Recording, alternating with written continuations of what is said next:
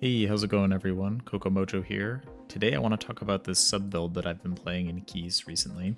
I've been watching some of Yoda's streams and seeing him play this build and some other variants like it, and he's been absolutely blasting, so I had to give it a try myself, and I gotta say it's a lot of fun.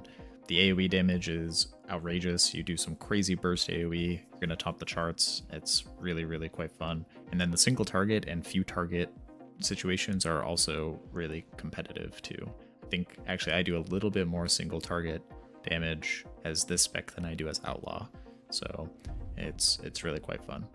So the main idea of the build is we are going to be pairing Secret Technique with our Shadow Dance and building up as many Danse Macabre stacks as we can before casting Secret Technique. In AoE, this is going to mean that we'll be casting our Shuriken Storms and Black Powders, and then building up stacks, and then casting Secret Technique. We also, on the left side of the talent tree, we're taking Cold Blood, and I actually just recommend that you macro this into Secret Technique. You just don't even have to think about it. Brain off, just press Secret Technique, and if Cold Blood is up, you get the benefit. You could bind it if you want and press it separately, but this has worked well for me so far. The other thing that we get is Thistle Tea, and in AoE we can press this to get the mastery buff, and that's a ton of value as well. The other way that we can use this is in single target between shadow dances. We're going to be pretty energy inefficient between shadow dances, so what we're going to want to do is be pressing Thistle Tea when we're at low energy so we can keep pressing Gloomblade. And the main reason for that is we'll get cooldown reduction on our shadow dance, on our Secret Technique, and we'll be able to make use of this Lingering Shadow talent where once dance ends, Gloomblade will deal additional damage each time we cast it. And this additional damage decays over time, so the more Gloomblades we get in early on at the end of our dance, the better. So let's talk through the rotation for a couple of different situations. First, we'll talk about AoE and Funnel. These are definitely the simplest situations. So for AoE, what we're going to want to do is come in, we're going to be using Shuriken Storm to build combo points. We'll be pressing Rupture and trying to spread as many Ruptures as we can. Usually just doing it a couple of times is good enough, but we do want to get some Ruptures up at least. Then we'll get to full combo points, press Symbols and Dance, and then we will Black Powder, one more Shuriken Storm, Tea, and then Secret Technique. And then we'll use our Shuriken Tornado and be pressing multiple Black Powders in a row. And then we just get into Shuriken Storm, Black Powder, and trying to maintain Ruptures as best we can. But then once our cooldowns are back up, same idea. And we're just going to do this over and over again. That's the gist. When your Symbols of Death comes off cooldown, just press it. Don't even think about it. If, for instance, it is pretty close to your Shadow Dance, you could delay it a little bit if you want. It is nice to line them up, but we don't want that to be sitting on cooldown for too long. The other thing you can do is keep Slice and Dice up. This is going to help with some Shadow Technique procs, but yeah, in high enough targets, I think if it's any more than 5 targets, you just don't even have to worry about pressing Slice. You can just let that drop, and it's not a DPS loss. If there's a situation where you're fighting a bunch of mobs and one of them has a ton of HP, what we're going to be doing is swapping out the Black Powders for Eviscerates.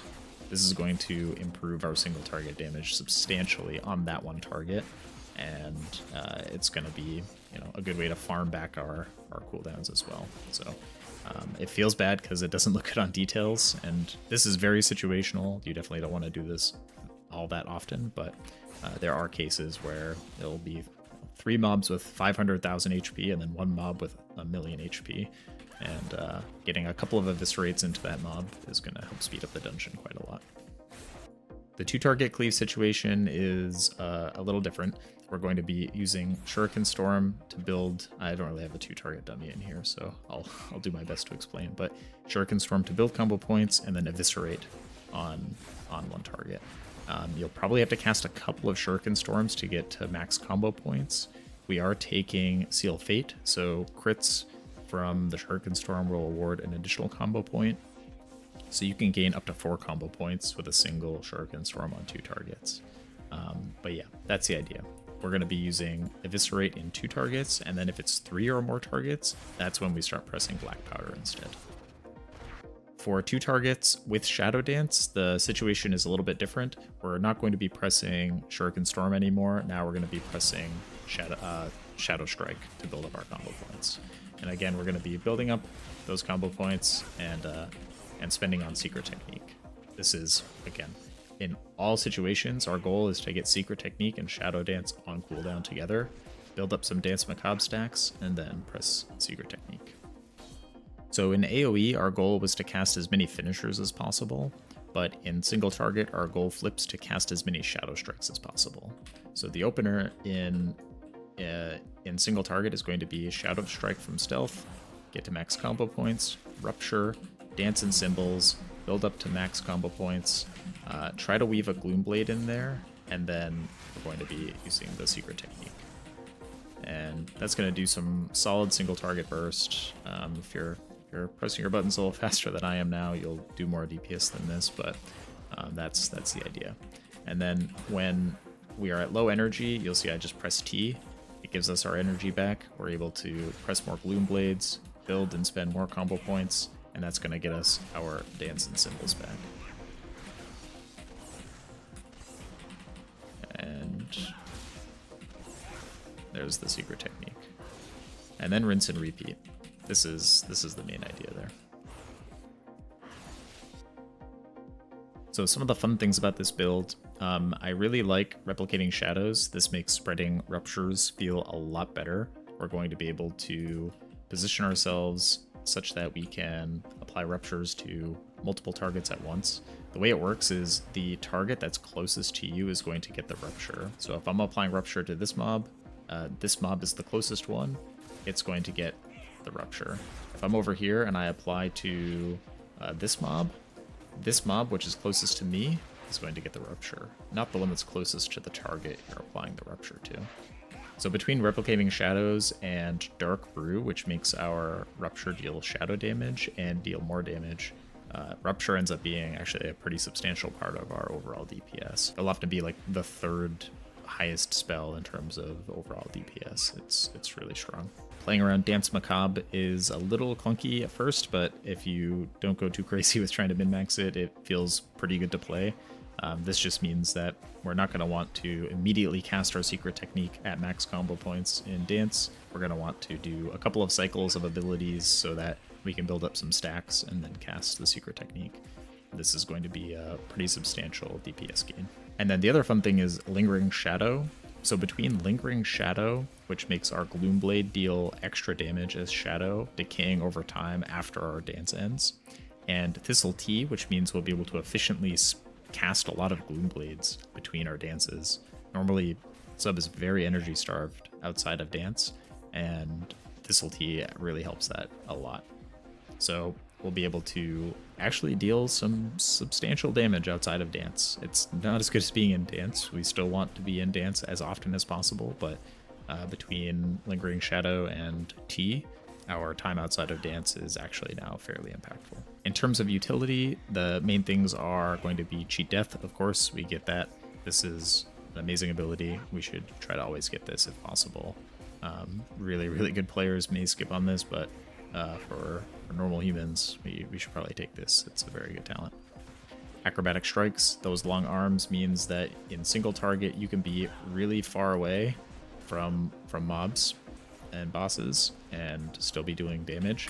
It also means that all of our AoE is going to be hitting even when we're outside of all of the swirlies that these guys are dropping. So this just means you can play safe, and also when mobs are spread all around, you can just stand in the middle of all of them and DPS them all. So very, very good for safety, for uptime, and for kind of loosely grouped mobs. We are also going to be able to get a utility poison, so we can get numbing poison or atrophic poison. Comes down to, do you want to help the tank? Do you want to help the team? And it's going to depend on the dungeon you're running, the tank you're playing with. All these things go into this decision, but we do get this choice, and it's really nice. For defensives, we get evasion, we get feint, and cloak. All of these are very, very strong.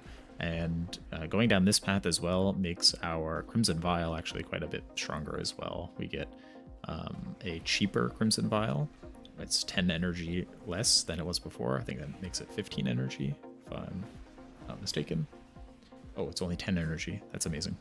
And then it also is going to heal an extra 25%. And this also applies to health pots and health stones. So you can do a lot of self-healing. And then for mobility, we aren't taking improved sprint. So we have a 2-minute sprint cooldown, which kind of feels bad, but it's fine. You kind of get used to it. And then we get Shadow Step. We're not taking the extra charge of Shadow Step. We just get the 1 charge. So make sure we're spending this wisely. On the sub side, there's one talent point that you can move around to adjust the utility you get, and there's like one clear use case for it to me. So this talent here, Fade to Nothing, for me this is the default. It means that when I gain Stealth or Dance, I get a 10% DR. So this is, I don't really like play around this, it just happens, and I like it, so definitely worth getting. But in cases where you could use 2 Vanish charges, I will drop this talent. So basically getting rid of this and getting a second Vanish charge. And the main use case for this is on the Wolf Boss Fenrir, I think he's called, in Halls of Valor. When he does the Ravenous Leap, where he charges to all of your teammates and applies a bleed, if you are the farthest player away, he's going to go to you first, and you can vanish while he's mid-animation coming towards you and not get the bleed, and then he doesn't apply it to the rest of your team as well. So having 2 charges of vanish means that you can do this twice. You can get out, vanish, and dodge the bleed, and prevent your whole team from getting the bleed as well. And this is good. It's not quite as good as Outlaw Rogue. Outlaw can usually farm vanish back between leaps, but this is still really valuable utility. It makes that boss a lot easier than if everyone's getting the bleed every time. So yeah, this is the build, and the results are really promising. I've been seeing Yoda do crazy DPS with his good gear and good teams, and myself just being kind of a normal human, I'm doing solid DPS as well, more than I am on Outlaw in some dungeons, and it's also kind of relaxing. It's a lot less high octane than Outlaw, so sometimes if you want to just brain off and do tons of damage, then this is a really good build for that. And if you like the content, please consider subbing. It really helps me out, lets me know you're enjoying the content, and helps me reach more people on YouTube. Thanks, and good luck out there.